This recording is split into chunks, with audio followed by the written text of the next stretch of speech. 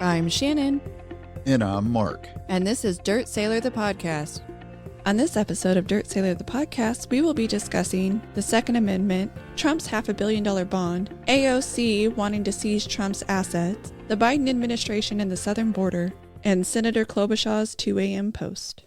Happy Throat Punch Thursday. Happy Throat Punch Thursday. How are you doing on this fine day? Ready to punch me some throats? Nice. Let's do it.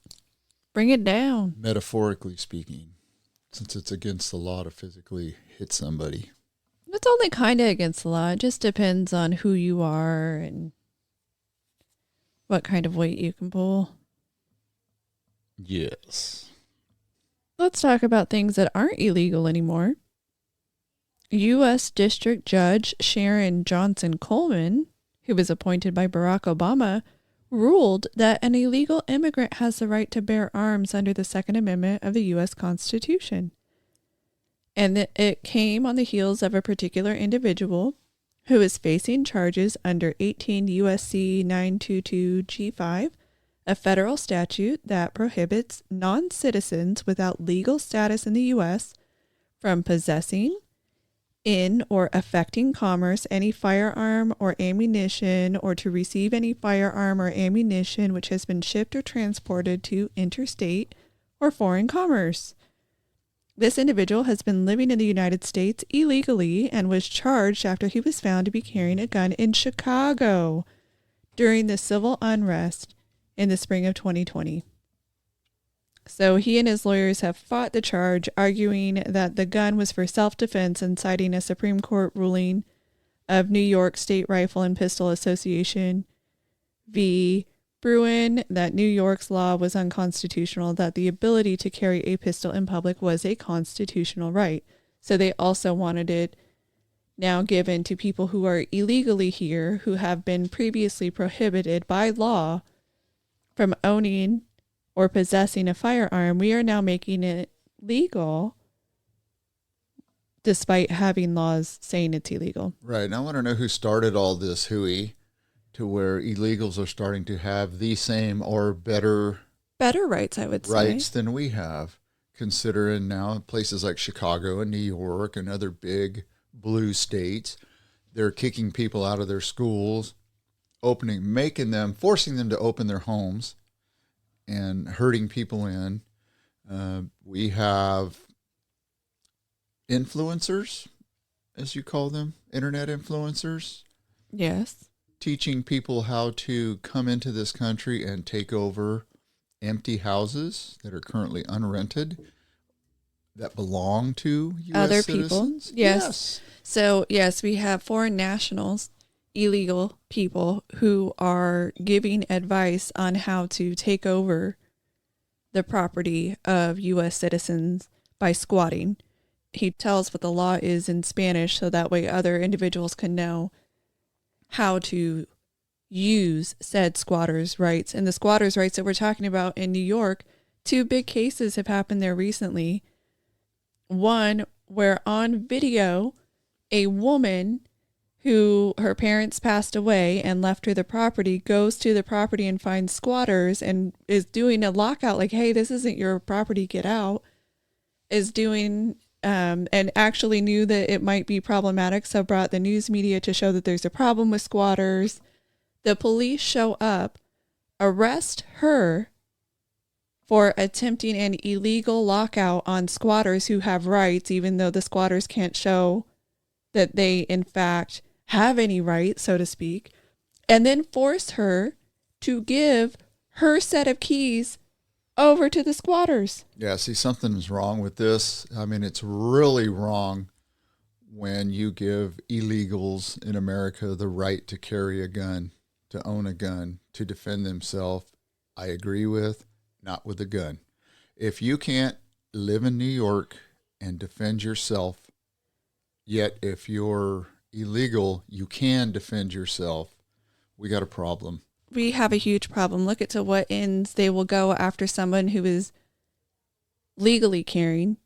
They want to make everything illegal. They go after lawful gun owners by, like in California, let's talk about that. If you have a permit to conceal carry. They just now implemented a set of laws that will make it extraordinarily difficult to actually conceal carry. So if you conceal carry in the wrong place, now with this new set of laws that they decided to put on the books, you're acting illegally, and they will go after you and try to take away your gun rights as a U.S. citizen. Another thing, there was another woman who was killed by squatters who came in and they murdered her while trying to take over. The victim was that found squatters in the vacant apartment and confronted them and killed her. The squatters killed her because the police are going to side with who?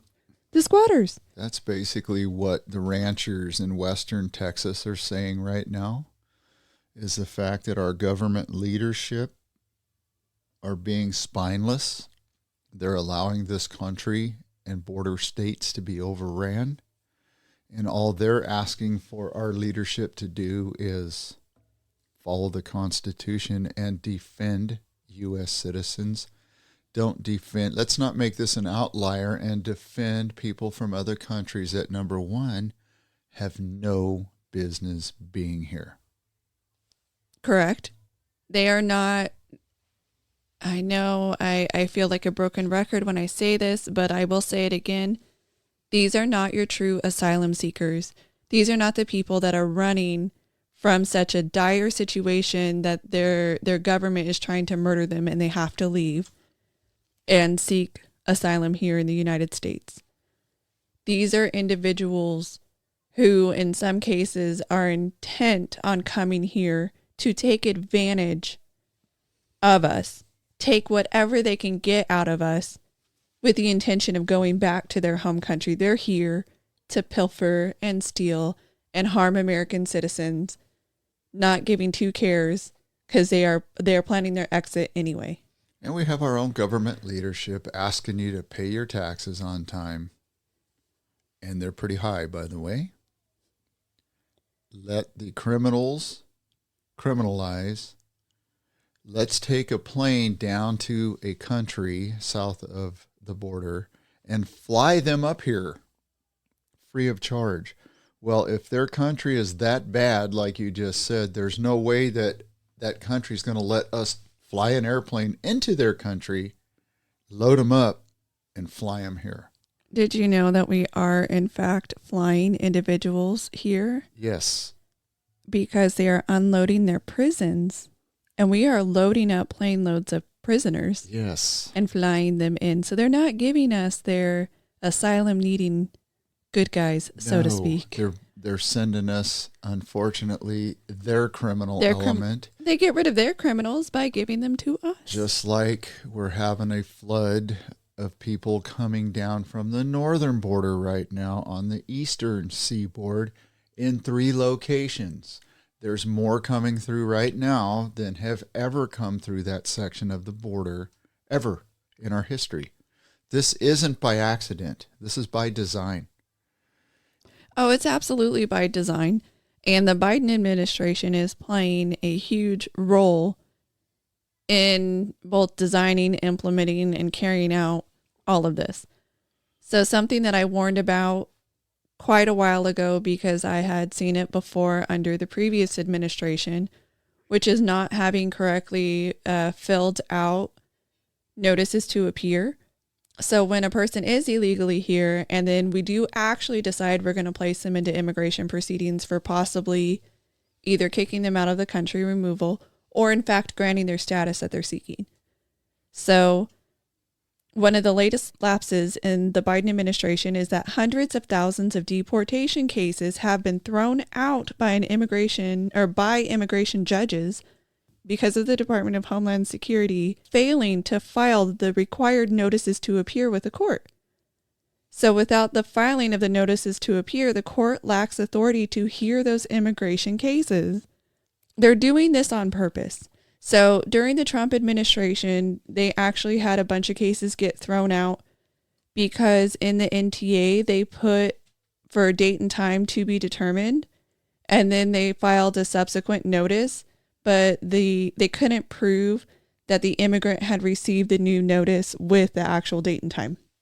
That started as a problem under Obama, but the decision was made under the Trump administration. Now you have cases where the Biden administration is not even filing the notices to appear. So now a person is kind of in this limbo where they don't technically have status, but they're not getting kicked out of the country. And we know that they're there. So instead of saying, okay, you're illegally here, here's a document, we're going to put you in front of a judge and you can go forward with your case, they're just not filing it at all. And then also allowing these individuals to stay.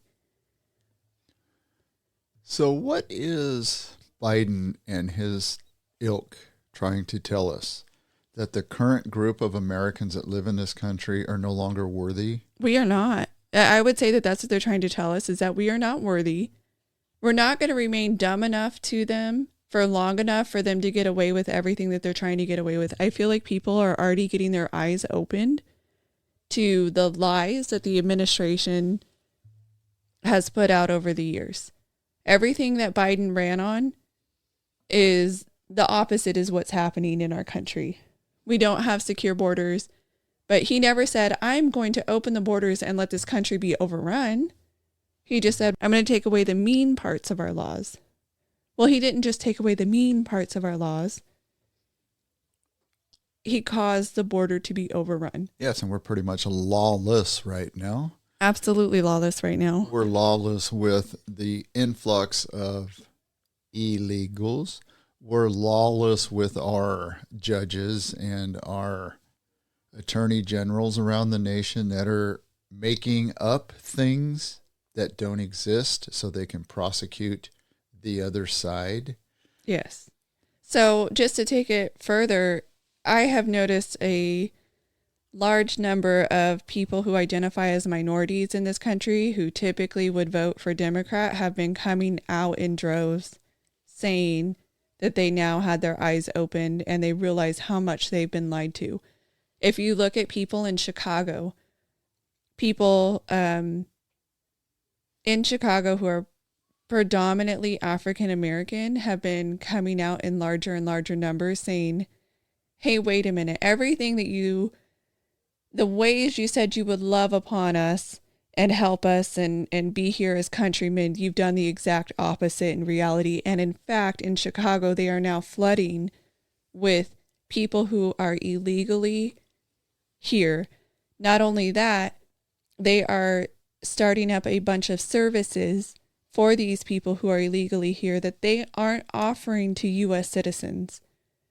Trying to get help with a stable place to live, you've got to be illegal or we're not helping you. We have all of this money that we've now given to people who are illegally here.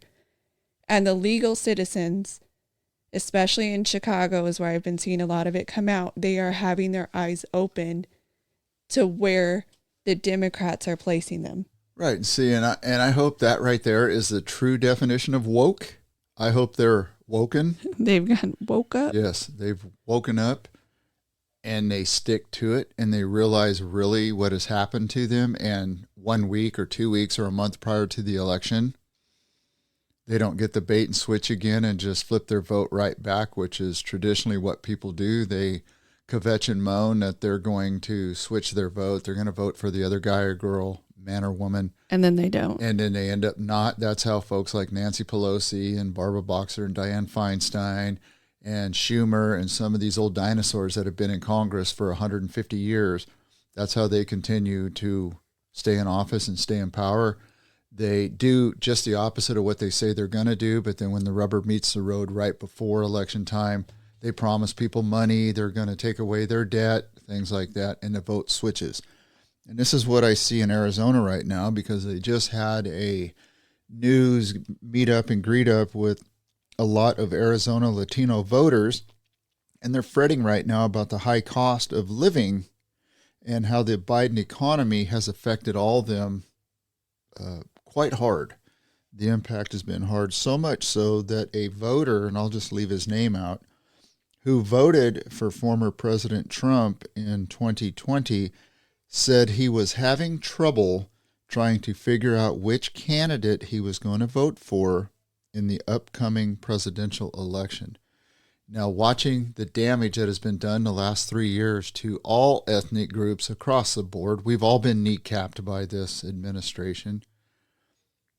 It would be foolish to even think about going back to the same group that's in office right now. And I hope that all the Latino voters that are questioning this, all of the black voters, the Chinese, the Japanese, I mean, throw all 157 groups together, including all us white folk, that we need to go back to pre-2020 and give the guy that's being battered by a bunch of crooked attorney generals right now and prosecutors, and see if he can't flip the scene like it was from the previous time when he was in office and make us money. Vote with your pocketbook. Or that's a, I don't know if that's a female term, pocketbook. Vote with your wallet. Vote with your wallet, pocketbook. I've heard both. I think that that's fine. Don't do it strictly off of emotion. That's how you make mistakes. So I do just want to touch on the subject just prior, which is illegal immigration or illegal immigrants. One of the things that we have talked about is the fact that they are being allowed on airplanes without ID. And I followed a congressperson who actually went one step further to describe how they're being allowed on the plane without appropriate ID. And so I wanted to kind of update our listeners on that piece of information. So the migrants are using what's called CBP-1. And they show it's supposed to help them get a court date. So if they're seeking asylum, they put in their information. And so they're showing that information to the officer, TSA agent, or TSA officer when they're going through as their ID. But did you know that information input into the phone, input into the app is solely based on what that person is putting in? Their name, country of origin, date of birth, all of that is solely based on what they are inputting. So a person can put whatever they want, and now they have ID to travel on an airplane. Do you think that might be problematic? That is very problematic. And one of the terms that Sean Hannity from Fox News used to use all the time was vetted. These people are not being properly vetted. Oh, that's 100% the case. At all. And isn't it interesting, the different groups that are coming across the border this time that traditionally don't come up and over in the manner with which they do? Case in point is Chinese are coming up south of the border by the hundreds, if not the thousands, because we have those that are being caught. We have the getaways. We have the never been seens and the never will be founds. And concurrently at the same time, we have the Chinese government through its proxies going and trying to buy massive amounts of land and properties all across the U.S., ag land, property right next to military bases, whole structures in towns. So do you think maybe this is a Sun Tzu calculated move? Oh, absolutely. I think that it is. And what is one of the ways that you can win a war without ever fighting is you find the weakness and you spend time on going after your enemy's weakness in a manner in which you're not actually fighting them. That is a part of the art of war. If you have to essentially lift a finger in physical battle, you've actually already lost. You might end up winning the battle in the end, but a true win comes from never actually having to physically fight your enemy. So they are getting us there. And it is a multi-pronged attack right now. We're being attacked from all sides. We're being attacked from multiple countries, believe it or not. Just look at what Iran is doing with the internet and Russia's doing with the internet here in our country. Look what China's doing with their apps that are messing with young kids' minds. I mean, this isn't me making this up. This is me as a simple guy watching multiple news outlets, listening to scatter from around the world, and being able to surmise and add 2 + 2. That we are in a hurt right now. We are in trouble if somebody doesn't wake up. And I'll tell you right now, it's not the Mavericks that are in Congress right now that are going to wake up and take care of things. Because I know this is kind of a segue from where I was at to where I'm going, but they do kind of parallel each other, because folks like Marjorie Taylor Greene and Matt Gaetz, they may be decent congressmen and women, but when you have a narrow margin in the Congress, and if you ask your leader again to step down, and you just had 2 to 4 other Republican congressmen quit mid-session, this House of Representatives could flip before the election. I think we're one away from that happening. One vote. One more step down. Yes. Because during the special elections, we're not getting people in fast enough. It's not a quick turnaround. The special elections take a while to get there. Well, and I don't agree with what they're agreeing on with the spending, with taking care of other countries and this, but let's unfortunately get through that until this November election. Now I understand the point of sitting idle or sitting on your hands and progressing to the election and hopefully winning multiple more seats and getting the right guy in office. Because if we lose it now, all that work they've done to expose all the wrongdoings by the Biden family and others, it's all going to go away. It will be hidden to never be seen again. So she needs to think about that. Is she PO'd? Yeah. Of course. A lot of people are PO'd, but you don't right away go throw out the baby with the bathwater. I'm sorry. Yeah, we do have that issue. Maybe she believes that if we can get him out, that it just puts Congress in a state of chaos until the election. And maybe, I was thinking about that. It's a very good point, because maybe her and Gates, the Wisconsin congressman that just stepped down, the other congressman, I can't remember what state he's from, that just a couple days ago was his last days. Maybe they're Democratic sympathizers behind the scenes. Maybe they're hoping to. Maybe somebody went to them and said, hey, you might want to do this because. You better step down or we're going to out you for X is what I think is really going on. Because you have dirt on you too, and we're going to bring it all out if you don't take a walk. I don't know. We don't believe in conspiracies until they come true. Then they're not conspiracies. One of the conspiracies that we've been talking about on this show, which is not a conspiracy, is research which is showing how much politician made in their trades compared to everybody else.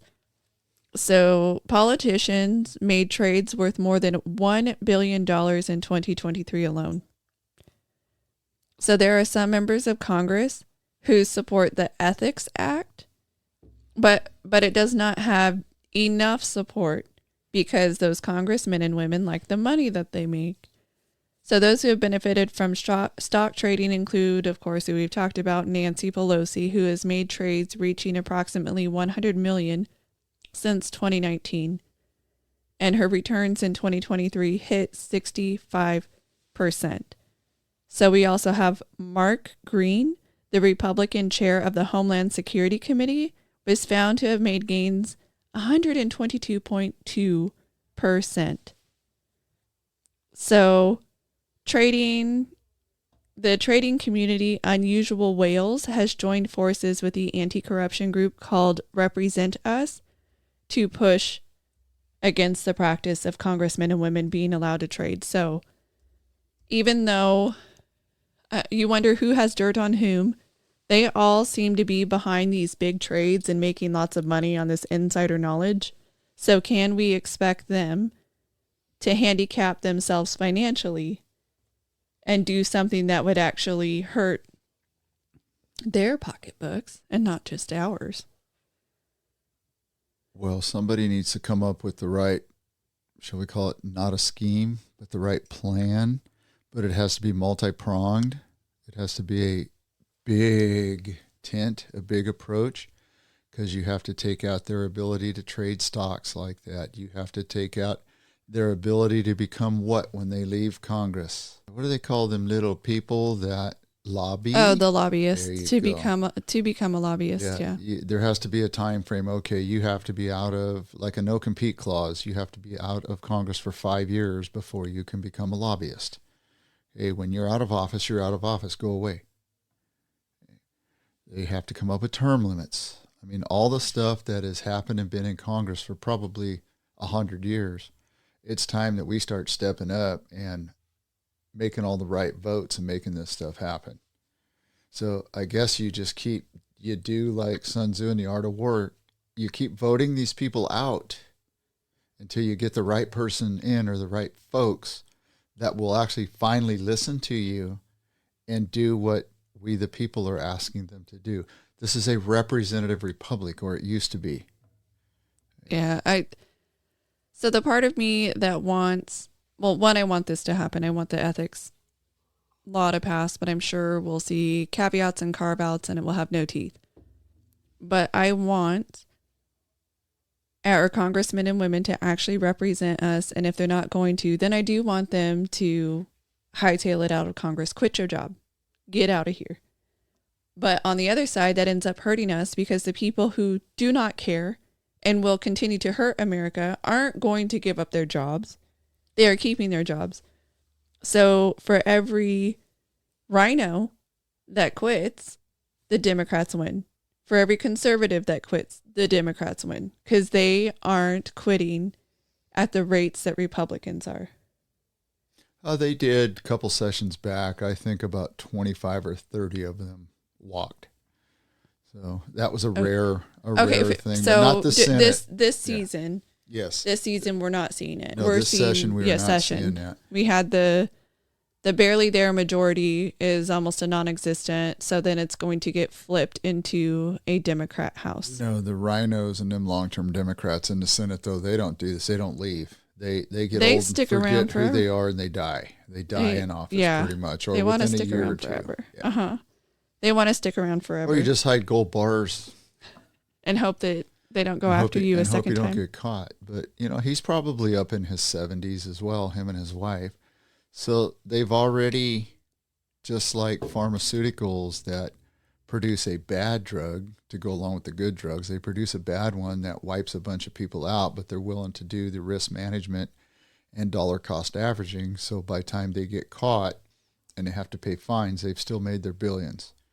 Okay, and he and she, the Congressman Menendez and his wife, are old enough that they've played the numbers too. They've had an extravagant lifestyle. Everybody knew it there. They're not foolish. You don't live well on beyond your means. Senatorial paycheck and then come driving up with a Lamborghini. They know. And they're, like I said, they're probably in their 70s. So right now they're like, whatever. Do what you need to do. I'm going to defend myself. I'll plea out like these guys do. They'll probably get a slap on the hands, house arrest. Meanwhile, the damage is already done. He is exactly 70 years old, by the way. Yeah, on the nose. Yeah. So how much does he care? And for the majority of these cases, especially if you're a Democrat, a plea out with a wrist slap is highly likely. Highly likely.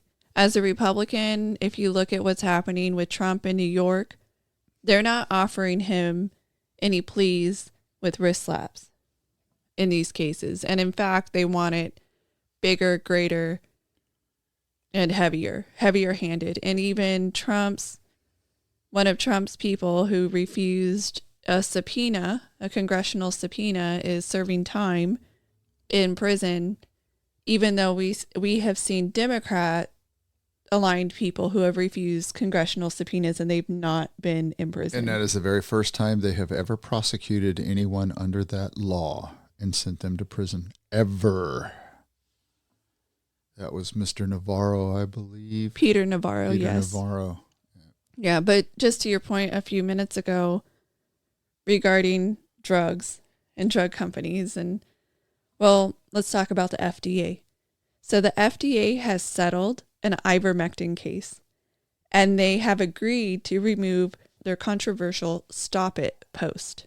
So, the Food and Drug Administration has agreed to remove social media posts and web pages that urged people to stop taking ivermectin to treat C19, according to a settlement that was dated March 21st. And they've already removed the page that said, "Should I take ivermectin to prevent or treat C19? No." And within 21 days, the FDA will remove another page titled, "Why You Should Not Use Ivermectin to Treat or Prevent C19, according to the settlement agreement. So the FDA has lost its war on ivermectin and agrees to remove all social media posts. You know why? Why is that? Because it works. Ivermectin has worked all along. Yeah, so the doctors that were suing have agreed to actually drop their case in the settlement. So they won't pursue it further. Good. Well, that's interesting that you bring up ivermectin and that lawsuit in pharmaceuticals, because I actually had about a paragraph or so on COVID, and we haven't talked about COVID all that much the last month, 2 months. It's unfortunate that millions of kids, millions of them, are suffering from long COVID right now. And the case studies talked a little bit about the unvaccinated, but I do not believe there was millions of unvaccinated kids. So it must be both.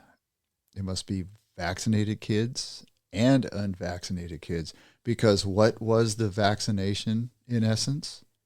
It was COVID-19. It was. And the thing about vaccines, too, it was one of the biggest pushes that I had seen in recent times for a pregnant woman to get vaccinated to pass the antibodies, so to speak, onto her child. Whereas other vaccines have very strict protocols on at what point during pregnancy, or should it be after pregnancy? Should you not be pregnant at all? Because there are no good studies on pregnant women taking vaccines. Well, that's the interesting thing. And this one, They're just like, it doesn't matter what part of your pregnancy is. Get it, get it, get it, get it, get it. Well, there must have been a known within the unknowns, because I believe I might have mentioned it last week or the week before. So I did mention something about the vaccine, and one of my vendors that I was having a discussion with, and he was talking about not being vaccinated because he's black. And he said, hey, look, if they cannot come up with a cure for sickle cell, and they've been working on that for dozens of decades, am I to believe then, as a black man, that they came up with a vaccine for COVID in 6 months? I don't think so, is his reply to me. I don't think so. I don't believe so. Therefore, I'm not doing it. And you know what? That's the cool thing about living in the U.S. is you're supposed to have a choice. So it should be yours and your doctor's medical decision. And if you decide, no, I'm not injecting that in my body, you shouldn't have had to, which is the right thing to do. Because there is some side effects, and there are some things that we're seeing. I mean, we're not seeing them personally, but people that I follow are seeing them. Yeah, the previously unknown that were kind of known, that they actually lied about the severity of knowing. Well, even morticians are in the mix now, because they're finding something that's never been seen before in bodies. What are they finding? They are finding white blood clots from 1 inch to 30 inches long in about 40% of the bodies that they're processing. And when they do their thing, I would basically say it's gutting you like a fish, and then they pump you full of the stuff so you're preserved. Yeah. A lot of the bodies couldn't take the preservative because they were plugged up. Wow. And it's not a made-up thing. There is a very large amount of cases in the UK. There's a large amount in the US, and there's outliers all around the world. So do you think that they'll ever, in government conspiracyville, do you think that they will in close to now times, I mean, they might do it 70, 80, 90 years from now, but close to now times, out themselves for the bad decision that they made? Or do you think that they will keep hiding? Never. They're going to hide this as long as they can until the percentages start going in their favor, and they're just going to make you forget about it, because there was a lot of mistakes made. There was a lot of good things that happened. And the good things are, we now realize why you wouldn't want to move to Australia, because you thought it was a free country. And then it turns out it's not. Yes, there were a lot of good things, but there were too many bad things. Too many people showed their true colors, and they were too quick to try to lock you down and throw you away. 100%. Yes. So there was a piece last week in USA Today, and it was an opinion piece, and I thought it was quite interesting. So it's talking about the anti-vaccine movement. Now, you're not saying that this person that you talk to is necessarily an anti-vaxxer. They're just anti this vaccine, at least at this point. Now, I know some people are anti all vaccines, and some people want the ability to review the vaccine and see if it is agreeable with their situation, their body, all of that. So something that happens with our littles is, as parents, we make the choice on whether or not to vaccinate them. They don't make the choice at 3 months, 6 months, 2 months, a year old. It's the parent making the choice. So in Tennessee, there is a foster parent who took the foster child baby to the first doctor's appointment. But at that appointment, health care providers said that without the consent of the child's mother, they could not vaccinate the newborn against any diseases. Not pneumonia, hepatitis B, polio, nothing. And that was because Tennessee passed a law that requires the direct consent of birth parents or legal guardians for every routine childhood vaccination. Foster parents and social workers, grandparents, or other caregivers cannot give this consent. In this particular case, the foster baby's mother hasn't been located. So now a social worker, in this particular case, a social worker is seeking a court order to permit the immunizations, to now give legal guardianship so that way it can happen.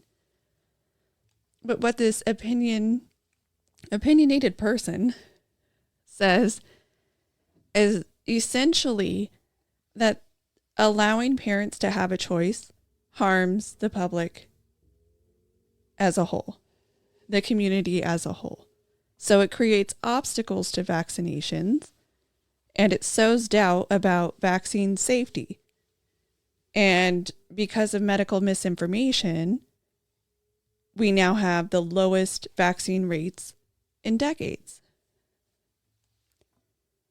I found it interesting that allowing parents to have control is seen as an obstacle in life.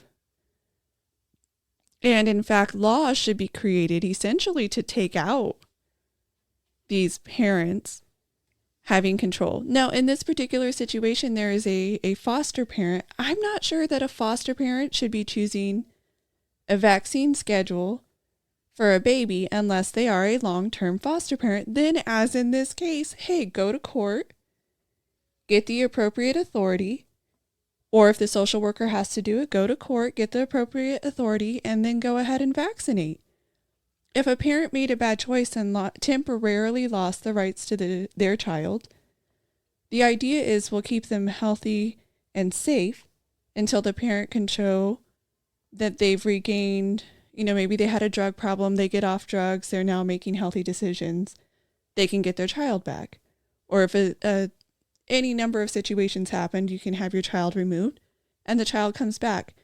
In those intervening days or weeks, or maybe even a few months, should somebody else be doing something to your child so quickly? Only life-threatening things. But I do want to segue this person talking about how parents really, this law is a hindrance to vaccines because it sows possible distrust in vaccine safety. Right now, there's a measles outbreak happening in a location near where a bunch of illegal unvaccinated immigrants are being housed. And instead of warning the public, because people are publicly, like public streets, going out in the community, could be a neighborhood outbreak, measles can spread rather quickly, they're not saying anything. They're not posting notices on the door. They're not telling the community. This person found out because they were actually working inside that there was a measles outbreak happening. So, unless and until you want to attack every source, back off the whole parental, how dare parents have any say in their kids' vaccination schedules. Absolutely. We should always have 100% say, like you said, unless there's something going on with the parent. But the parent should always have say in their kids' life and their livelihood until they're old enough to be responsible for themselves. And old enough is not 10 to 12 years old, being able to make a life-altering decision when they're 18 to 20. Well, since they're covered under my insurance till 26, so until they're 26, should have, yeah. I should have some plan and some say. Well, it just kind of just fits right in with everything that's going on right now. And I think these current block of leaders think that this is the Borg and we're supposed to be one collective, because they sure want to be in charge of everything. They want to rush people into our country that have no business being here. They can't handle the homeless, overtaxation, grocery prices, on and on and on. Ridiculous, yes. Yes, it is a time that makes you wonder, or the thing that makes you go, right. What's going on right now? Yeah, and at the height of unaffordable food, for us, our PG&E is the number one cost per kilowatt hour in the entire nation. I just found out a friend of mine, his price per kilowatt averages like 12 cents, whereas we're in the 40s and 50s, tier 1 to tier 2. His allowance for a similarly situated home is more than double our allowance. So going from tier 1 to tier 2, which would get him like 15 cents a kilowatt hour, and we're in the 50 something cents a kilowatt hour. It is just this ridiculous. Tier structure is a Ponzi scheme. It is. And so the other things that are dinging our pocketbooks and dinging our gas prices, our taxes. So Janet Yellen wants a $110 billion energy tax hike. So the Biden administration has been weaponizing, that's kind of the Republicans' way of calling it out, weaponizing the tax code to stifle domestic energy production. And Senator John Barrasso from Wyoming highlighted more than $110 billion in tax hikes targeting domestic production of oil, gas, and coal in the proposed budget. So we are already at a financial strain. And what's our government's response? Let's make sure that energy costs spike even more than they already have. $110 billion. Oh, but don't worry. The Pentagon, they moved their pencils around again and found millions upon millions for Ukraine in their budget. They can find the money when they need it, when it's for somebody else. Yes, that's what I was just going to say. The money's there. It's just who they want to give it to, who they choose to give it to. And they just think that we just have this endless supply of cash that, we just, we'll print more money. And if the citizenry doesn't like it, we're going to squeeze them even harder. Yeah, we'll squeeze them until they shut up because they know that if they talk more, we'll just squeeze them again. Hey, that's kind of what the UN's trying to do to Israel right now. Yeah, and so normally the U.S. comes in as savior to veto things against Israel. They decided to abstain this time. So nowhere in that ceasefire provision does it tell Hamas to give back the hostages? Yes. Yeah, by the way, we still have U.S. hostages over there. Yes. And obviously Israeli hostages. And this thing could have ended weeks or months ago. All the Palestinian people had to do was tell Hamas to throw their arms down, their weapons, and when I say arms, put their arms or hands up. Weapons down, hands up. Weapons down, hands up, and surrender.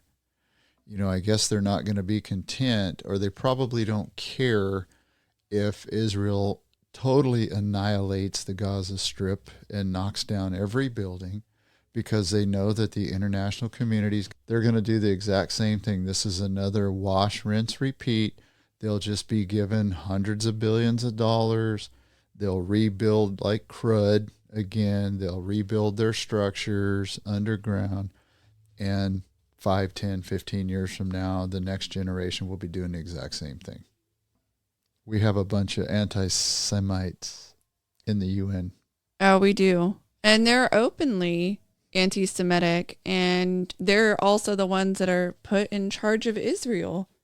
And Israel's not allowed to have a voice for itself either, despite being in the UN.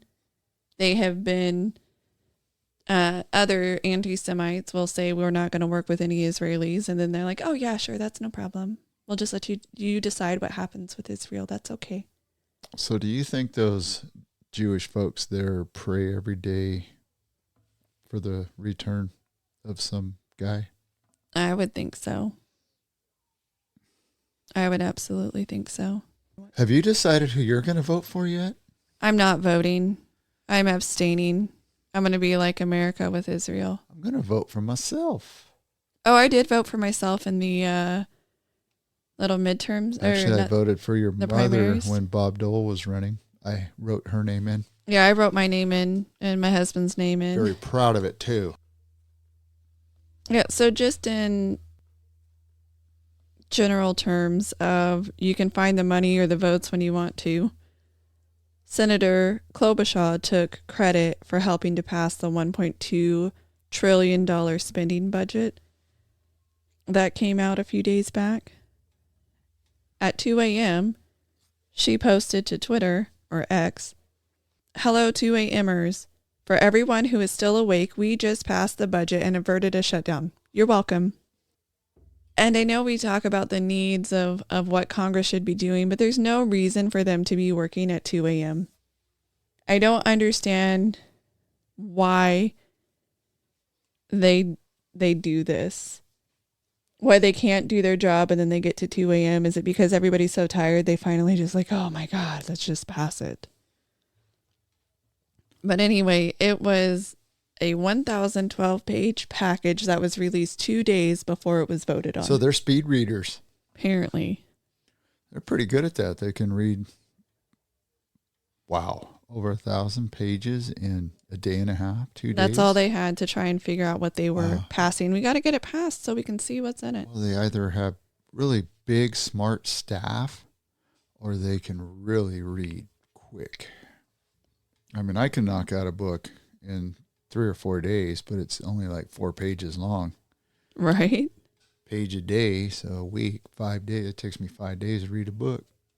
Yeah, I want more from our senators and our Congress people, but as we just talked about earlier, I doubt we're going to get it. Right, and we may be asking too much, because if you look at this thing all the way down to the local level, this is a system that I don't think we have the perfect setup for it to work. I would have to agree. I think that people get started in local politics and very local issues, and then they get taught by the people in front of them, as we get higher up the chain into the big guns of Congress and Senate and all of that, how to be a politician pretty early on. You need to scratch my back, and then I'll scratch yours. You need to prove that you're willing to essentially sell out before we're willing to accept you. And it starts at a very, very small level from just our city council. And we saw a lawsuit there with a couple councilmen and the city attorney. Yes. Over some childish stuff. Yeah, you're not allowed to use the city attorney for city attorney business because you're a Republican, and it's a Democrat city attorney, even though the city attorney is literally hired for the entire city council. Yes. And we've had other issues. So there is currently a little bit of a to-do with a Clovis city council person. Well, I should say the Clovis mayor. So the Clovis mayor, working for the city of Clovis, it's a very small town, so it's a part-time job. the mayor for the city of Clovis is paid to be a part of Valley Children's team, our local hospital here in the Central Valley. So Lynn Ashbeck has become embroiled after a series of revelations over the multi-million-dollar bonuses at Valley Children's Hospital because she has a position on one of their boards. And she has received quite a bit of money for the work that she has done. She has a compensation package for 2021 that was $842,447. She is the Senior Vice President and Chief Community Impact Officer for Valley Children's Hospital. And I believe she is tied to one of the boards in the decision making. Valley Children's actually has 3 different boards that have different roles. When it first came out, the reason why it was making the news, not so much for the mayor of Clovis, but the CEO of the hospital. For fiscal year 2020, it was revealed that he received a bonus of $2,283,541. That was in addition to his regular salary at just south of $1.5 million. And I'm sure they compared it to hospitals of equal size and larger, and he probably makes more than a lot of the larger hospitals. And so in addition to these big time bonuses that he was receiving for the different years, so he received a big bonus for 2020. And some are saying, was that tied to COVID because they had COVID money and, I don't know, excess money to retain people because everybody was quitting at that time. But he also received, so 2020 was $3.7 million in total compensation. 2021, $5 million. He also received a $5 million forgivable loan so he could buy a beach house. We don't know the terms for that loan to be forgiven, but he has made... He's got to die. Possibly. Just kidding. So Valley Children's had a total executive payroll for 2021 of $26.95 million, which is around double what comparable children's hospitals spend. That includes St. Jude Children's Research Hospital. Okay, I'm going to give a however, because this is the opinion of some of the others that have come out in support of the CEO. He has apparently been instrumental in growing the resources of the hospital and getting more donors and getting a bigger financial impact to help the children. So when he came on in 2011, the net assets were $517 million. In 2021, the net assets had grown to $1.68 billion. And the claim is that since he was instrumental in that, his pay is commensurate with his abilities. I was sitting here with my eyes and my brain torn, waiting for you to stop so I could say, well, that means that his salary is commensurate with his abilities and what he's done for that hospital. Yes. Which is what you and I always say should happen with people that work for these homeless organizations that draw these big salaries. But guess what? Homelessness doesn't go away. You can't spend $200 million and only take 10 people off the street. Right. And so we are seeing a lot. Oh, good that you brought up. I'm so glad that you brought up homelessness. And if only we can get a CEO like him into one of these that could actually seemingly fix problems and grow assets for the fixing of problems. But here in California, we just had a vote, and I believe it was under Prop 1. It passed. That is the bond measure to fix homelessness. Because Gavin Newsom has been instrumental in his, 5-year plan to fix homelessness? Well, now it's a 20-year plan. How many years are we into it? Yeah. So Gavin Newsom started demanding that ballots that had an error on them, that they be cured and the votes be allowed to hold, especially if they voted yes. So he made the statement then, find me the votes. He did. The exact same thing that Trump said in Yes. Georgia, find me those votes. He wanted those ballots cured, only the ones that he needed. And guess what? He got them. Yeah, so somebody should be spewing that all over the news. That should be election ads from now until November election day. Yes, it should be. So now here in California, we have another bond measure that passed. Hopefully the lawsuits go on for quite a while to take this down because it's ridiculous. Again, it is how many dollars is it going to take us to figure out that it's not working? We have spent $12 billion in the last 5 years alone. That's just the last 5. $12 billion. And it's worse. I believe it was at the time Senator, not John Kerry. It was the other guy that was the vice president with Bill Clinton. With Bill Clinton, Al Gore? Yes, thank you very much, Mr. Al Gore. It was either him or John Kerry that made a statement one time, way back ago, that as long as you had the six-pack mentality and the NASCAR people, meaning you could go get your beer and your cigarettes on Friday, sit and watch NASCAR on Saturday or Sunday, they would have these people duped in perpetuity. And that's what the problem is here is, unfortunately, and I'm not bagging on NASCAR. I love NASCAR people. I love a beer, but I don't like cigarettes. Thank you. These people have figured out how to bait and switch us, and they've done it in perpetuity. And unless all the things you and I talked about 20 minutes ago, which is term limits and the whole bag of tricks, getting all this under control, it's not going to change. No, so let's keep on with if you cross them, they will go after you to the ends of the earth, which is Trump. They are going after him because they couldn't get people to dislike him despite all of the attempts of utilizing the media to tell us how much we should hate this person and never vote for him. And to even in, when he was running in 2016, repeatedly saying he doesn't stand a chance. And quite honestly, I bought into that. I didn't think he was even going to make the top, and over again he was. And there was a commentator who called it out, like, no, he's going to win.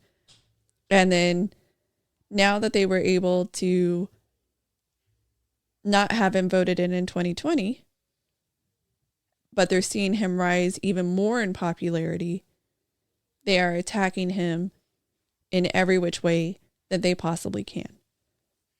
In New York, he has the $454 million lawsuit or judgment, $1 million judgment that has been given by the judge there. And in order for him to appeal, the judge said you have to post all the money.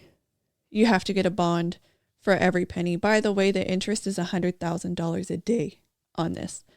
So he would have to post a bond for the entirety of the judgment if he wanted to appeal this judge's decision, which is, could you imagine being found guilty and then being told that you have to pay everything before you're allowed to appeal anything, just on a personal level? Anyway, so as of Monday morning, March 25th, an appeals court has come out and lowered that threshold from the nearly $500 million down to $175 million. Caveat there. He only has 10 days to post it. The judgment is in effect for 10 days. If he meets those conditions, $175 million posted. If he doesn't do it within 10 days of Monday morning, then the old order is back in place. And the judgment from the initial judge that said that Trump,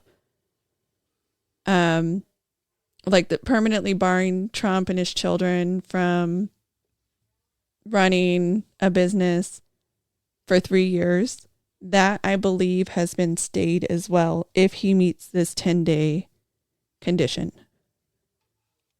has that kind of cash laying around, Leticia James was ready to seize all of Trump's property, like just itching to seize it, to take it because he wasn't going to pay his judgment. $500 million in 30 days. I'm going to take everything you own if you don't come up with it. In other court cases, like the person I won a judgment, I get this as a photographer, and I won a judgment against him for not giving me product and not doing what he was supposed to do.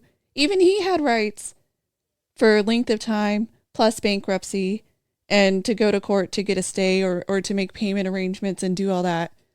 Not 30 days. I couldn't collect in 30 days. And Nope. that was just a little potato. And that's why this is all fake.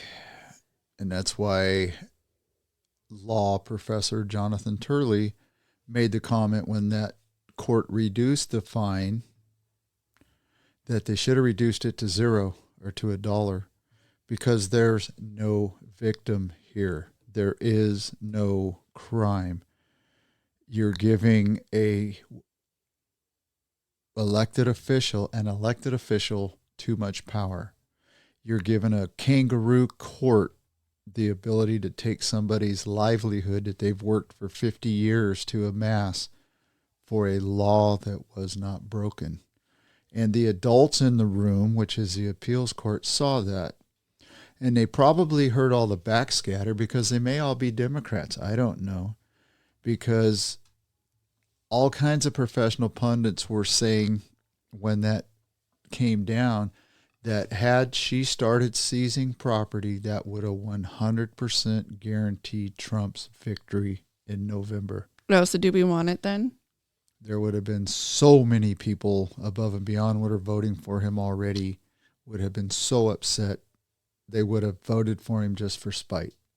Yeah, well, in the original decision as well, by the way, that the New York judge ordered that Trump organization finances have to be reviewed by them for a period of 3 years as well. Not only was he saying that, oh, by the way, these people can't do business in New York, you have to give up your financial documents, your accounting records, record keeping, financial reports, policies, etc., to the court for this civil fraud case.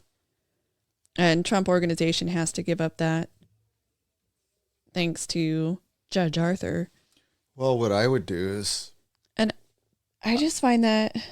I think Trump Tower itself employs... He doesn't even own that anymore, I don't think. I think even though it has his name on it... Well, I think he has, maybe not Trump Tower, but he has like 30,000 employees. Oh, yes. A lot of them in New York. I would just shut all the businesses down. I'd close them down and move. Say, there you go. You take that unemployment along with your homeless and along with all your illegals that are here now and your high gas prices and your high property taxes and your high personal taxes. And Mr. Judge, you know what to do with them. Part of our problem is you have other New Yorkers like Congresswoman AOC who is on the side of Leticia James. So maybe this would help. Well, you know what? Maybe this is a good thing, as she pointed to. If that would get Trump elected, maybe it's a good thing. If they seize the property. But anyway, so even AOC is coming out and saying that there's a risk in not seizing his property, warning that Trump could do, warning about what Trump could do to secure the funds to post bond in the New York civil fraud trial. So, we should seize it. You should just take it. Just take it. She does realize this isn't El Salvador or Cuba or Russia or China. You don't do those things here. Well, as long as it's to your political enemies and you're on the right side of history, they do not care. They don't care. And so in the same style of if Trump is trying to make it so financially impossible for Trump to even appeal his decision shows just what you're trying to do with the court itself. And every time the judge got overturned on appeal and then he just decided to ignore the appellate decision and keep doing what he's doing, we are living in a banana republic. In a banana republic. And even CNN, to their I wouldn't call it credit. So when the judge came out and said that Trump overvalued Mar-a-Lago among his other properties, and it was really only worth $18 to $28 million because that's what property tax records say, even though the assessor's valuation is often different based on all the different laws of the country or the state and the locality. CNN said that Trump, in order to post this bond, could turn around and sell Mar-a-Lago for hundreds of millions of dollars in order to help post this bond. And that they were just having their back and forth, oh, he can just sell it for hundreds of millions and that will help him post the bond. It's like, wait, how can he sell it for hundreds of millions of dollars if it's only worth 18 to 28? Right. So even people who are far left, even though they didn't say like, oh, the judge was wrong, is now saying that it's worth hundreds of millions of dollars. And I didn't look at the actual date when he paid off the loan for Mar-a-Lago, but I imagine that this case should have never been brought because this was probably paid for many, many years ago. Well, one of the things that the judge lost on appeal was that he was reaching too far back in history. And it was outside of the statute of limitations. Which I would agree with. And who was the complaint? Who was the complainant? Leticia James. Okay, well, who is she? She did not have standing, in my opinion. She ran off of... I'm going to get him, yes. Yeah. No, so I'm not exactly sure when Trump also renovated Mar-a-Lago. And so I think that has impacted a loan. I think he got a loan for the renovation, so I'm not quite sure. It's just interesting to what ends. So we have that court case, which is now going to be ongoing with appeals. You have the Manhattan DA who's going after Trump for the hush money. Now, this is one of those situations. That's another one. Hush money's not illegal. Well, he mischaracterized it, apparently because the line item for paying $150,000 didn't have Stormy Daniels' hush money next to it. So do you think he's an accountant and he's responsible for somebody that does the books for him? Right. And then you have his former attorney at the time who made a public statement, and I think he might have been entered into a court record before he eventually backtracked, where he stated that Trump had no idea that he paid off. Was that Cohen? Yes. Yeah.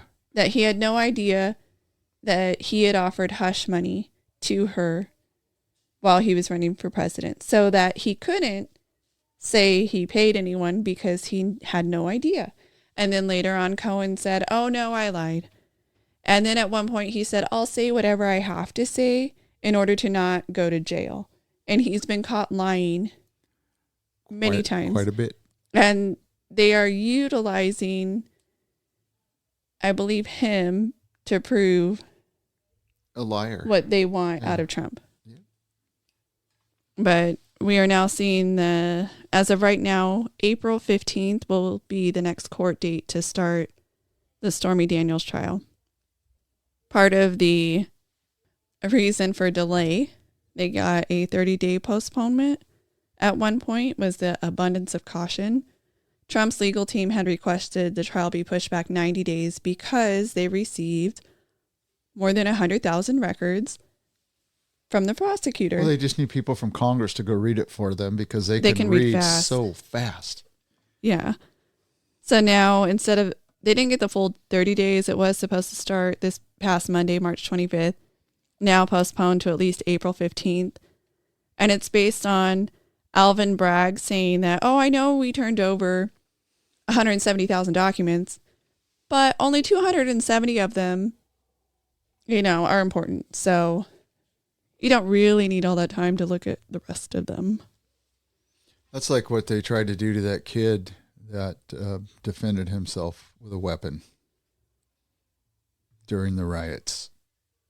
So as my dad, your grandfather used to call them ham and eggers, us ham and egger middle class people wouldn't stand a chance against these people. They would devour us in seconds. And by the way, it was Kyle. Yeah, Kyle It was Rittenhouse. Kyle Rittenhouse. Yeah, they went out of their way to try to destroy that kid. They did. And in fact, the law that they applied on one actually didn't apply to him at his age, but they still went after him. They released video to the defense team that was so blurry you couldn't quite tell what was happening, so you had to believe or attempt to interpret what was happening based on blurriness. And it wasn't until closing arguments had been made that the defense team was informed that the prosecutors the whole time had a perfectly clear version. That would be a 4K video? Yeah, of that video. It clearly showed Kyle Rittenhouse getting attacked and responding and then attempting to get away from the next attacker. And ultimately I can't remember the final shooting where he was defending himself. He was attempting to get away. This person attempted to take his gun.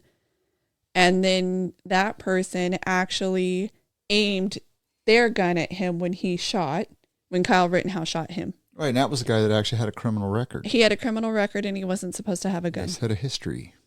And one of the first people to attack Kyle Rittenhouse also had a criminal history. And he lit a bag on fire and then was throwing it after him and chasing him. And so you're not allowed to protect yourself. So you have case after case after case. You have the former Marine in the subway that tried to help. He may go to prison because they have that beautiful law there in New York that if you're an American citizen and you feel threatened, you better turn around and run like a big chicken, you know what? Yes. Like a coward. Well, except if you're in the train, you're just supposed to allow yourself to be assaulted. Be a happy victim. Never going to happen. Be a happy victim. That's one of the reasons why. What? I will never go to New York. Never. Not now. Not ever. And I will probably never go to Australia. And there's a few other places I'll probably never visit just for that reason. So keeping with Trump, but segueing a little. So January 6th, the riot at the Capitol, the insurrection at the Capitol, the whatever you want to call it at the Capitol. So an individual who entered the Capitol was inside the Capitol for 3 minutes, has been found guilty on 4 counts and faces jail time. So it is shown that he walked into the Capitol at 3:01 p.m. He was inside. He walked into the rotunda. He took some photographs, and at 3:04 he immediately walked out. He was not accused of carrying out any violence, but he violated the federal law or federal laws, including a law that bars engaging in disorderly or disruptive conduct in a restricted building that disrupts government business, but only if it's certain government business, because we have been seeing Congress get interrupted repeatedly and those people are not charged with the same crimes. He faces 3 years in prison. Oh, so you mean like the people up in the state of Washington that destroyed a federal building, lit it on fire? None of them, to my knowledge, were arrested nor prosecuted. You mean that kind of thing? Like that. Depends it happened on who you are. It happened in Portland, Oregon. It's happened across this country. It's even happened where they have disrupted Congress inside their regular course of business, but for other reasons, and that's okay. So they're not going after those particular individuals. But in another bit of news surrounding January 6th, so it has come out that the former defense secretary says the January 6th committee issued a threat to keep quiet.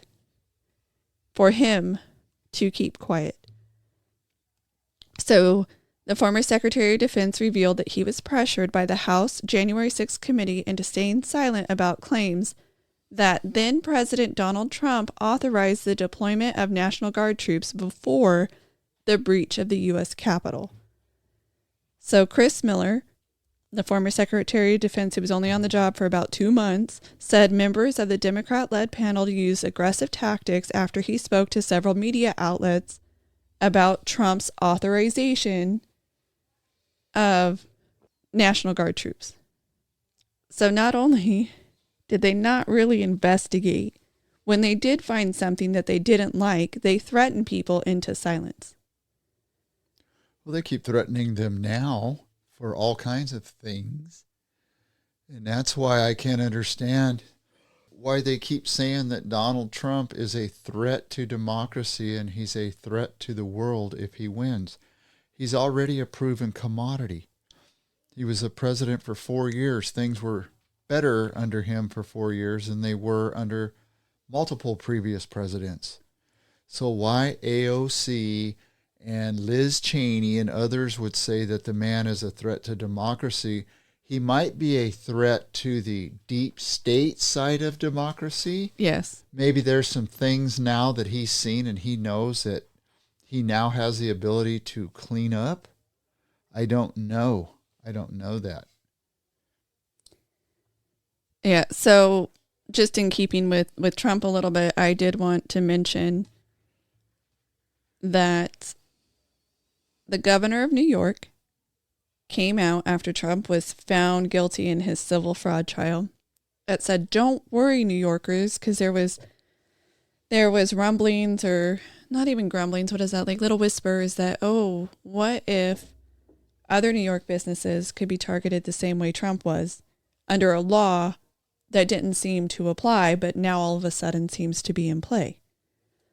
And so the governor of New York, Governor Hochul, comes out and says, that only applied to Trump. Don't worry.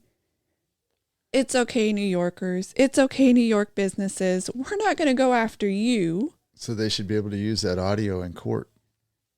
So now New York is going after a beef producer, JBS. And what are they going after this JBS for? For fraudulent marketing around climate change.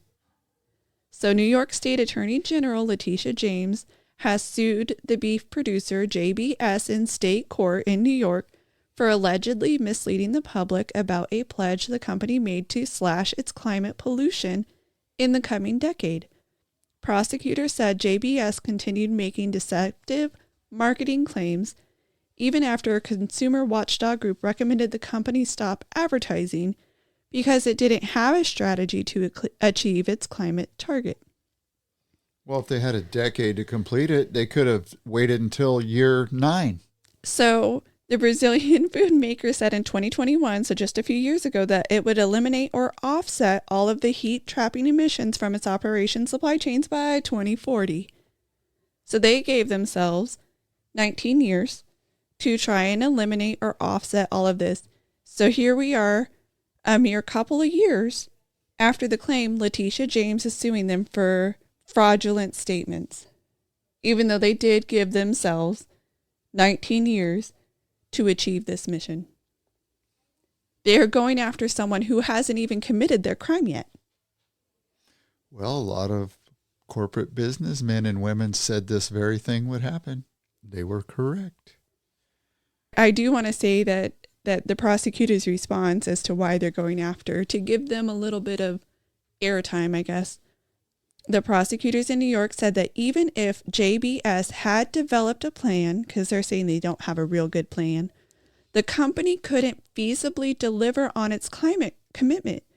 The state said there aren't proven ways right now to zero out agricultural emissions at the scale of JBS's operations. And offsetting the company's emissions with things like carbon credits would be a costly undertaking of an unprecedented degree. So, wait, it's not possible to offset? We don't have the technology? Then all of our governments who have made pledges or laws saying we are going to offset, they should be sued. Or is it all of them? California, done. They should Liars. be sued. They're all fibbers. Every last one of them. But yes, how do you know their plan wasn't to wait until the technology was there because it's being built? We don't know. Absolutely. So yes, they are using those fraud laws to go after. So if you're in New York, get out. So they're saying that because of their inability to control climate change at their facility, that's who the injured thing is, or person is, the earth, Mother Nature. I was harmed by their lies, even harmed? though it's not going to do anything in my life. Oh, speaking of harm. Oh, do you have Go ahead. I do, but go ahead. Okay, speaking of harm, something that Biden actually gets to lay claim to. He has had more U.S. embassies forced to evacuate under him than any other U.S. president. More evacuations. Thanks, in Haiti, by the way. Well, he doesn't know it because he's 81 and doesn't remember anything, so he doesn't know this is happening. Yeah, Obama had the second most evacuations in history, which was 8 evacuated over 8 years. Biden has had 11 so far. And didn't we lose an ambassador during that? We did, although it Christopher Stevens. Wasn't Clinton's fault. All right. No, it she wasn't was Hillary's. sleeping. No. What does it matter anyway? Right? Ugh. Gosh, can't you just get over it? Yeah, but now Haiti has actually been evacuated 4 times, but it's really quite a lot. We've seen the State Department had to be evacuated from the U.S. Embassy in Haiti because it is so unsafe there. By the way, Biden's response to U.S. citizens who were there. You're on Suck your it. own. Yep. So Haiti's a country I have a question about. So how many times are we going to wash, rinse, repeat with them? Okay, I would like to see the tally or the spreadsheet of how many billions of dollars individuals and countries around the world have spent money on them. How many times the Clintons have gone down there to help raise money supposedly for them. When are we going to say enough's enough? That, you know what, citizens, leadership, knock at the you know what off. Let's go here. Come on. I mean, it's just every 3, 4, 5 years, there's an earthquake, there's a hurricane, there's civil unrest. Cholera outbreak. Yes, there's an outbreak of some disease or another. Why are we the parents of the world? And that's the thing that bothers me about this vote that just went down recently over Israel.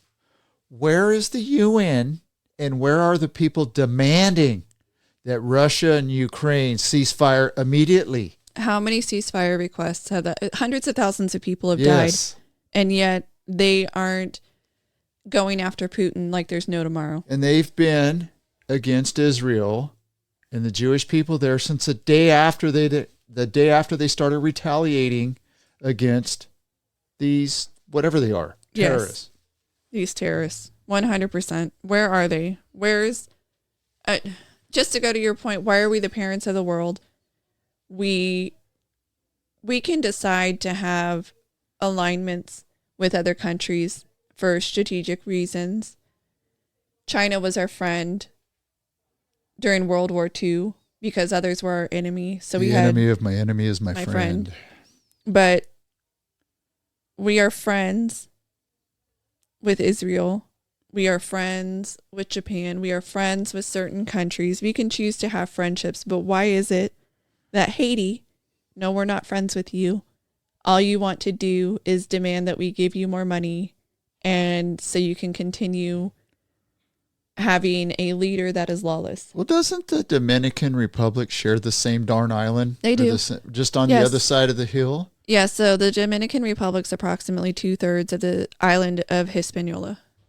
And they don't seem to have the problems that Haiti has. No, but they won't let Haitians cross over to their side of the island. Kind of like Egyptians. Egypt won't let Palestinians go through their border on a mass scale. Their wall is bigger than ours. Yes, it is. As far as tall, it's crazy tall. But yeah, they say, hey, Israel, stop your business, but also Palestinians don't come here. So let's talk insurrection for a minute, since we talked about January 6th. Okay, let's go back to an insurrection. What's the definition of an insurrection? People who decided to go to a protest at the Capitol and listen to the Stop the Steal rally and then start breaking down barriers and marching inside our Okay, so is Merriam-Webster reliable? dictionary? They're okay. They've issued some changes to their definitions that I am not the biggest fan of, but over longevity, they have been around. So, insurrection, an act or instance of revolting against civil authority or an established government. So that does not say it has to be at the Capitol. It could be anywhere. So do you not believe, I do, that these mass protests that cost billions of dollars, deaths, and damage across America, were those not a form of insurrection since they were not peaceful protests? They seem to meet the definition. They meet Merriman's definition. Yes. So then let's flip a page here. Let's go to the Bill of Rights, U.S. Constitution, and the Second Amendment. Can you read the Second Amendment to me? Do you know what it says? Verbatim? No, I don't know what it says verbatim. Well, let me pull it up for you. But I'm going to guess there's a line in there that says shall not be infringed. A well-regulated militia being necessary to the security of a free state, the right of the people to keep and bear arms shall not be infringed. So I'm not advocating any type of violence or the infringement of anybody's rights or trying to take over a government. But if an individual or a group believes in their mind based on that definition and what they felt took place during the election cycle of that year, do they not have the right then to go to a building and protest a little bit more than peacefully? So based solely on the second, I would say yes. But if you look at the first, they talk about peaceably assemble. So you got to look at 1 through 10 on the whole. Well, technically 1 through 27 for our amendments. But there's a degree and there's a level. And I don't think you always have to be peaceful. But if you turn to assaulting and murdering and harming, why have a well-regulated militia if it's never to be used? Correct. And that's part of where I was going and thinking. But that was an unarmed insurrection. Insurrection. If you want to go with insurrection. If you want to go with insurrection, which it wasn't. It was a group of people that were PO'd. They take things in a literal sense, and they went and they got a little out of control, which had, listen to me, had the government there listened to the president when he authorized the National Guard to be present, for them to be present, this would not have happened. So Liz Cheney and the other block of little dims that tried to make this something it was not, in my mind, and definitely in Tucker Carlson's mind, are liars. They're liars. They would be liars. And I do want to just kind of touch back to my point on having a well-regulated militia being necessary to the security of a free state.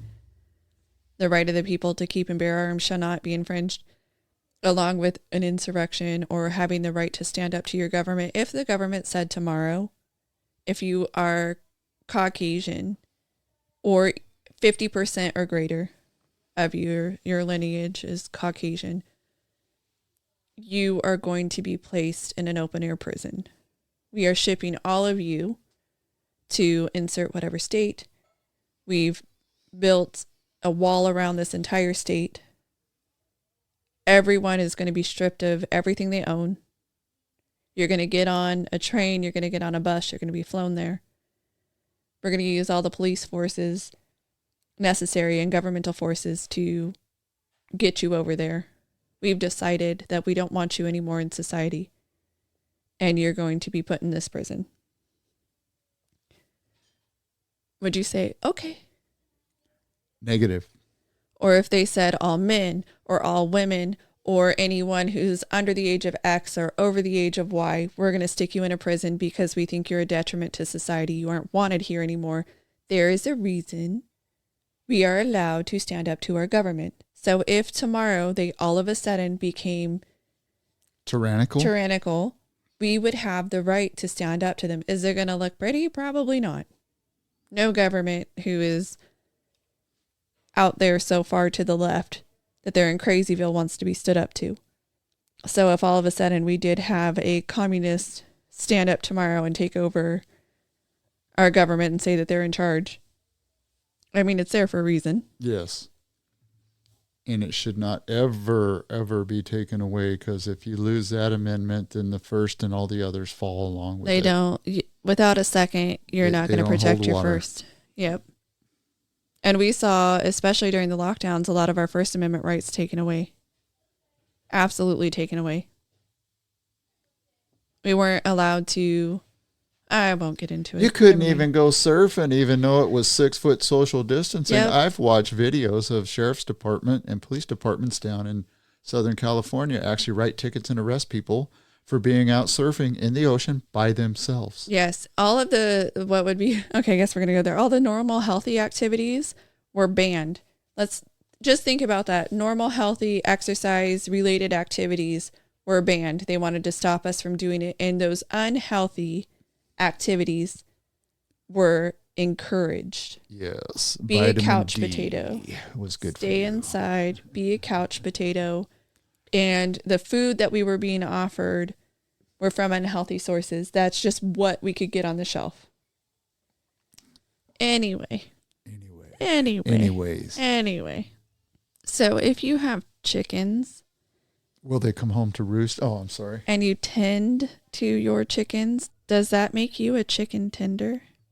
Oh, that's a good one. So in the UK, though, there are new rules which have been implemented that mean that anyone who keeps poultry has to register their birds.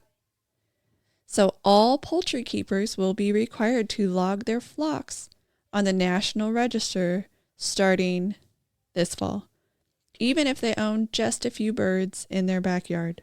Currently, only those who keep more than 50 birds are required to submit their details. Why did they want to do that? So they know why the chicken crossed the road? They say it's for disease control. Oh, okay. Bird flu. Yes. So now every single person, well, now they'll know who has the food, so they can go and take it away. Well, you know how they do it here in America with pork? How do they do that? They sell it all to China. You know, China has a corner on the pork market here in the U.S. Chinese companies own the majority of pork. And then you have Tyson, who shuts down their pork, one of their pork facilities, lays off like 1,200 American workers, and then turns around and says, oh, by the way, all of the illegal people we're partnering with you. We'll pay your immigration lawyer fees. Come work for us. So kicking out U.S. citizens, lawful permanent residents, so illegals can have other jobs. They're not offering it to U.S. citizens. Hey, we'll give you a relocation package if you come over. U.S. citizens wouldn't do it anyway. They're too lazy. Yeah, right. Even the newly acquired U.S. citizens. They're done. We don't look at them anymore. Yes. So in other news, there was a shootout between the ATF and an airport executive from Arkansas. Why? Well, the claim is that he may have been selling guns that he acquired, but he didn't have a seller's license. So he didn't have an FFL license. Is what they're claiming. So you storm the building. You don't just go knock on the door. You don't wait until he's at work or outside of the hostile environment, and then you arrest him and then go in his house. Right. So he worked at an airport. You think that he took his gun and was ready for a shootout at the airport every day? No. But instead, they do a warrant and knock at 6 o'clock in the morning. Well, we assume they knock. We don't know that they actually knocked or if they just went in. And he pulls the gun on the person banging down his door and gets into a shootout. They shoot him in the head. And now he is passed. So it will be interesting, follow up on this case to see. I don't know if we'll ever get the truth of he was accused of this, so they had a warrant, but did they need to do what they did to him. No, and it wouldn't be the first time that somebody was accused of doing something that they didn't do. Oh, by the way, I Googled the search term, who can buy a gun in the United States? And the first 4 responses on there were anti-gun websites. Of course. So all I wanted to know was who could own a gun. And the first one is everytownresearch.org, followed by everytown.org for the second one. The Gabby Giffords website. The 5th one was finally Wikipedia. But all I wanted to know is who could own a gun. Little bias much? No bias or corruption within the search engines from these tech companies. So in the last bit of news that I have, Mexico has filed a friend of the court brief along with Biden because they are going after Texas's law regarding enforcement to immigration. So Mexico has told a Texas immigration court, or not immigration court, like a Texas court regarding the immigration law, that law is a threat to its sovereign rights. To Mexico's sovereign rights? Yes. So Texas SB 4 is currently being held up in courts due to the challenge from the Biden administration. And then Mexico filed this kind of a friend of the court, an amicus brief, siding with Biden. And part of their claim was that they're afraid that people who are Hispanic or Hispanic looking are going to be targeted unfairly.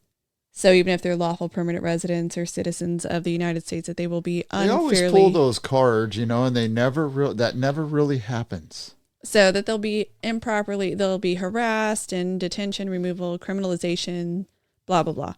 But the second part of the expressed concerns would be that Texas could potentially remove illegal immigrants that cross the Mexico border, could potentially stick them back over in Mexico, regardless of their nationality. So then that would mean that Texas is violating Mexico's own territory because they are putting non-citizens of Mexico back in Mexico, even though they came from Mexico. I'll say, if they came from your country, isn't it your right as a sovereign country to protect yourself and send them back to where they came from? Yes. If then you didn't want to do something, yes. Why do I have to deal with the fact that you're not dealing with it? Right, and Mexico has used to have one of the strongest southern borders on their south in the world. So what happened? Oh, wait a minute. Are you in concert with the Biden administration letting them just pass through? And now you're PO'd that a state wants to be sovereign and doesn't want them here, so they want to send them back? Ay, ay, ay. This has been a podcast produced and edited by the Dirt Sailor duo. Mark and Shannon are a father-daughter team who both served in the United States Navy. This production is protected by copyright laws. Until next time, anchors away.